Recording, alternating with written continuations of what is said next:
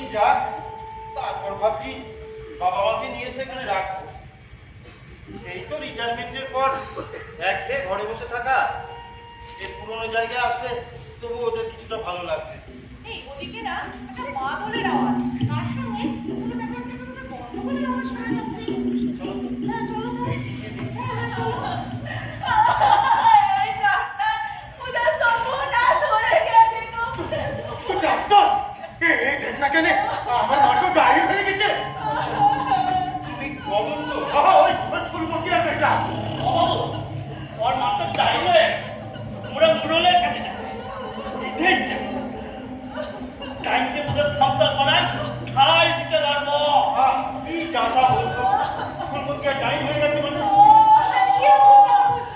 আমার জীবনে আমার সাউরিকে টাইট হয়ে গেছে, আমার বিবি জানা দুটোকে খেয়ে দিচ্ছে। আজ পিঠি ছাড়া দুটোকে খাইছে, কাল মারার আর পূর্ণবর্তের উপর নজর করবে, ইয়ে হতে দিবেন নাই। এসব উল্টো পাল্টা কথা বন্ধ করো। কি হয়েছে পরিষ্কার করে বলো তো। বাবু কাল রাত থেকে আমার বেটি দুটো তুমি করছিল বাবু। তখন তো বেহুশ হয়ে পড়ে আছে।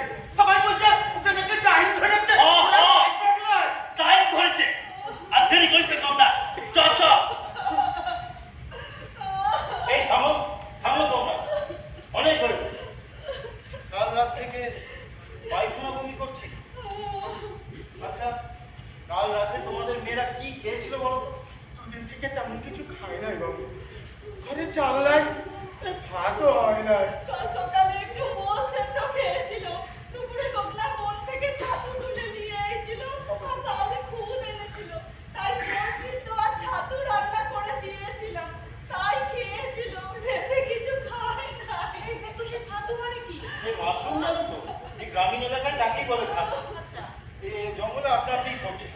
আমি আগে অনেক খেয়েছি, তোমাকে পরে বাবু ওই জঙ্গল থেকে ছাতু তুলে নিয়ে এসে আমরা নিজেরাও খাই, ওই বাবুদের ঘরেও বেচি। খাওয়া বেশি ছাতু হয় নাই বাবু, তাই বাবুদের ঘরেও বেচি নাই, নিজেরাও খাই নাই। আর টমি বেচি দুটোকে দিচ্ছিল, ওরাই খেয়েছে বাবু।